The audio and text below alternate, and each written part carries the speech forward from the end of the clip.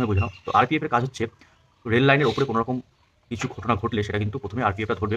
যদি দেখা যায় সেটা কেস করতে হবে অর্থাৎ কোনো ক্রাইম রিলেটেড, সেক্ষেত্রে কিন্তু তারা সেটাকে ক্যাপচার করে সেটাকে ধরে তারপরে কিন্তু জিআরপিদের হাতে তুলে দেবে।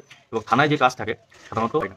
তো স্পেশাল ফোর্স বা আর্ম পুলিশের ক্ষেত্রে কিন্তু আর্ম পুলিশের ক্ষেত্রে কোনো রকম ল অ্যান্ড অর্ডার ডিউটি না পড়লে কিন্তু তোমাদের ডিউটি হয় না। তোমাদের কিন্তু টাইম মেনজি ফোর্স অর্থাৎ সিআইএ, যেটার কাজ হচ্ছে নকশাল দমন। এটা কিন্তু ভেরি ইম্পর্টেন্ট যে নকশাল আগে কিন্তু আমাদের ওয়েস্ট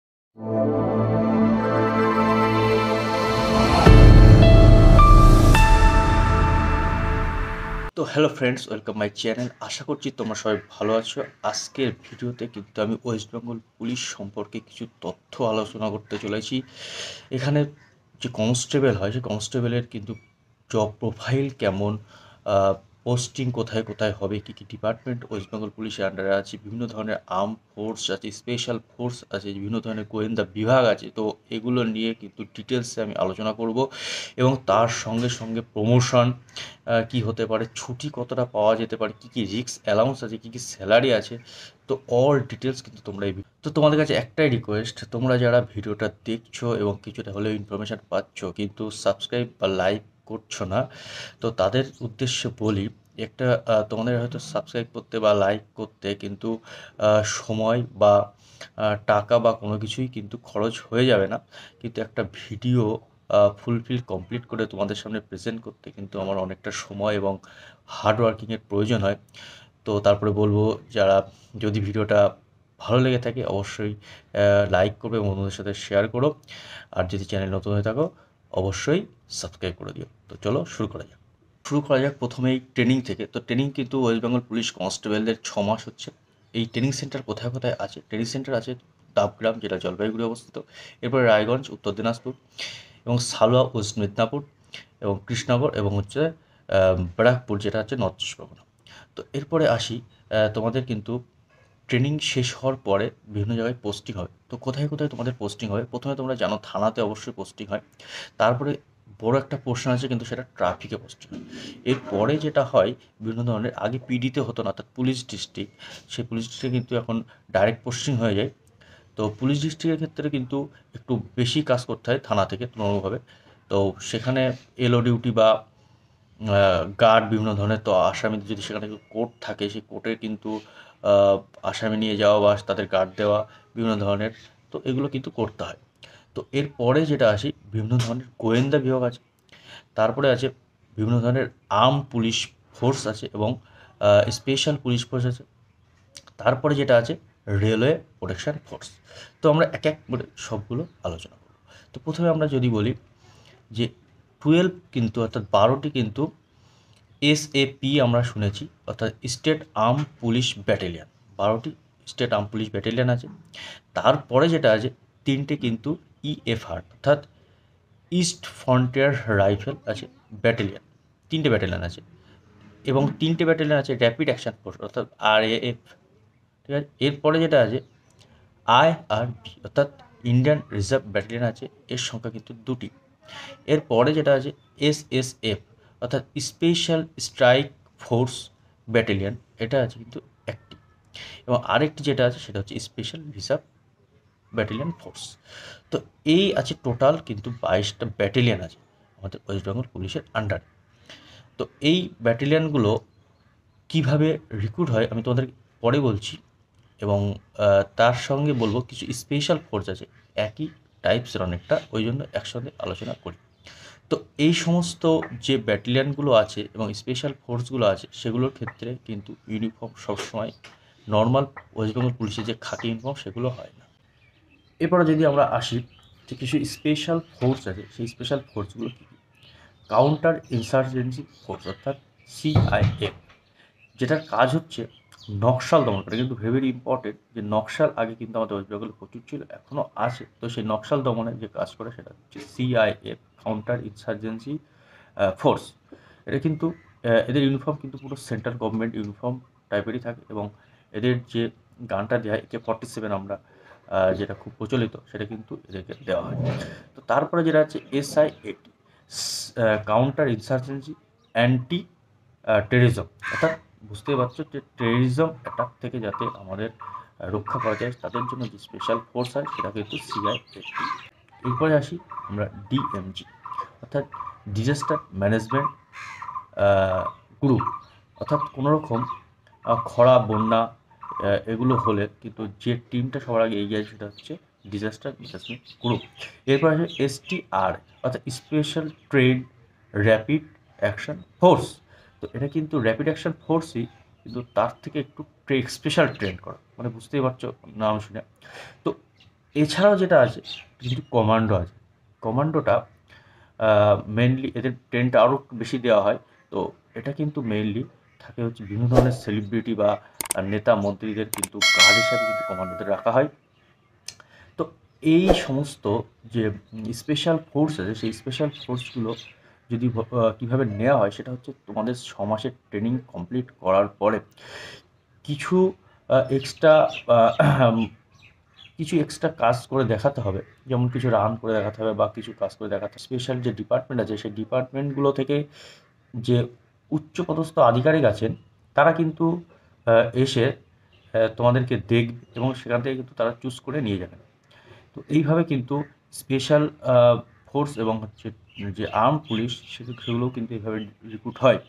তো তারপরে যেটা হয়, তোমাদের 6 মাসের বেসিক ট্রেনিং হওয়ার পরে কিন্তু এই সমস্ত যে স্পেশাল ফোর্স সেখানে কিন্তু এক্সট্রা ট্রেনিং দেওয়া হবে।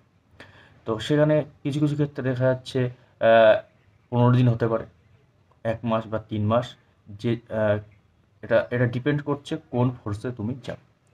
তো এরপরে যদি আসি আমরা রিস্ক অ্যালাউন্স কিন্তু আর্ম পুলিশের ক্ষেত্রে কিন্তু রিস্ক অ্যালাউন্স থাকে না, এবং যে সমস্ত স্পেশাল ফোর্স আছে তাদের ক্ষেত্রে কিন্তু রিস্ক অ্যালাউন্স থাকে।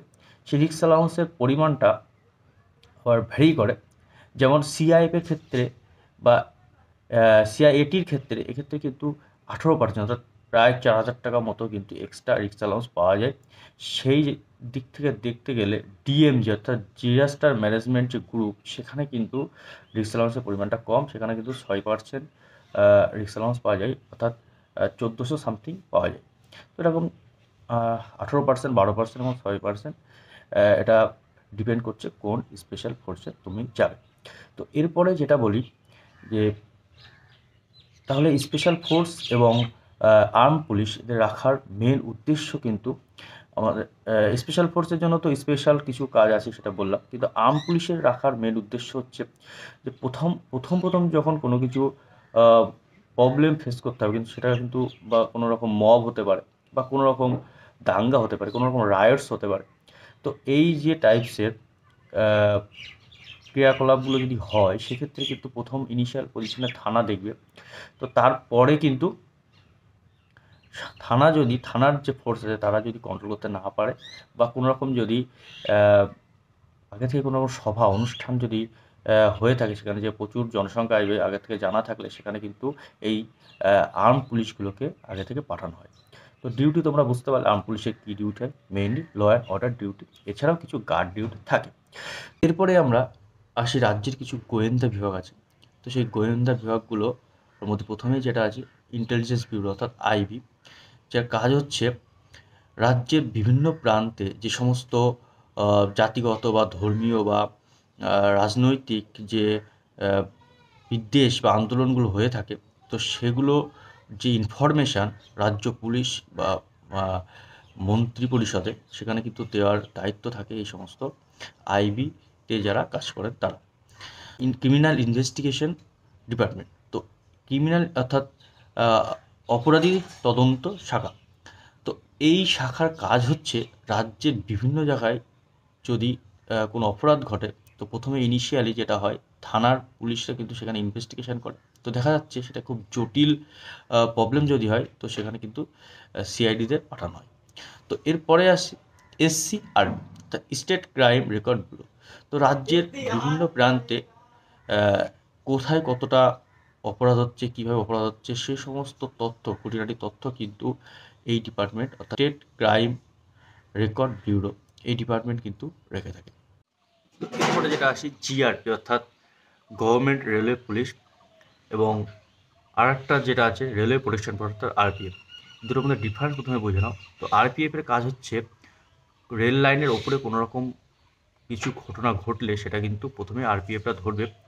যদি দেখা যায় সেটা কেস করতে হবে, অর্থাৎ কোনো ক্রাইম রিলেটেড, সেক্ষেত্রে কিন্তু তারা সেটাকে ক্যাপচার করে, সেটাকে ধরে তারপরে কিন্তু জিআরপিদের হাতে তুলে দেবে। এবং থানায় যে কাজ থাকে সাধারণত রেলের আন্ডারে, সেই কাজটা কিন্তু জিআরপি পুলিশরা করে থাকে। তো জিআরপি আন্ডারেও কিন্তু তোমাদের রিক্রুটমেন্ট হবে।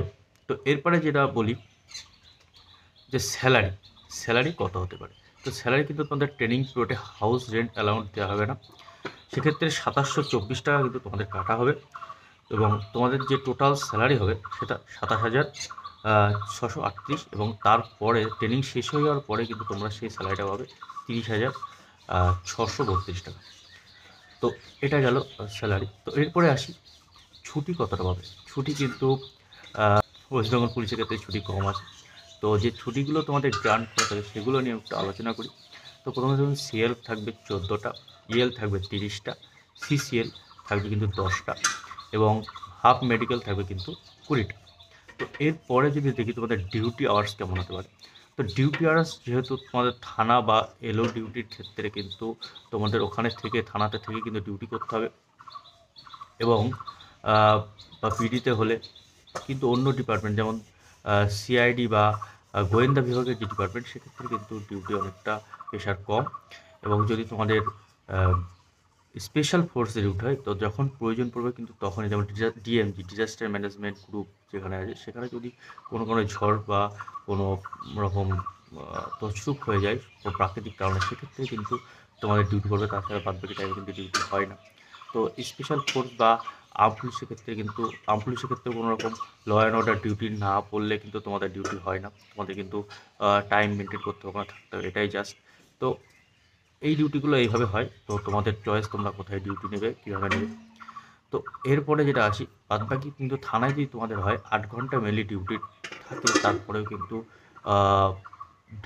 ওয়ার্ক লোডের উপরে কিন্তু তোমাদের ডিউটি ডিপেন্ড করে, আরও এক্সটেন্ড হতে পারে। তো কলকাতা পুলিশের ক্ষেত্রে যেটা ছিল যে 8 ঘন্টা ডিউটি পরে কনস্টেবলদের কিন্তু আর ডাকা হয় না, তো ওয়েস্ট বেঙ্গল পুলিশের ক্ষেত্রে কিন্তু সেটা নয়। তো এরপরে যেটা আসি তোমাদের প্রমোশন কেমন হবে। তো প্রমোশন কিন্তু 10 থেকে 12 বছর পরে গিয়ে তোমরা কিন্তু এএসআই কিন্তু এক্সাম দিতে পারো, এবং সেই এসআই এক্সাম দিয়ে আরও 10 বছর থেকে 12 বছর পরে তোমরা সাব ইন্সপেক্টরের প্রমোশনের যেটা আছে সেটা কিন্তু এক্সাম দিতে হবে। এক্সাম দেওয়ার পরে তোমরা সাব ইন্সপেক্টর হতে পারবে, এবং অ্যাট লাস্ট ইন্সপেক্টরও কিছু কিছু ক্ষেত্রে হওয়া যায়। তো এটা গেল প্রমোশন। আজকের ভিডিও এই পর্যন্ত, দেখা হচ্ছে নেক্সট ভিডিও, ততক্ষণ পর্যন্ত জয় হিন্দ।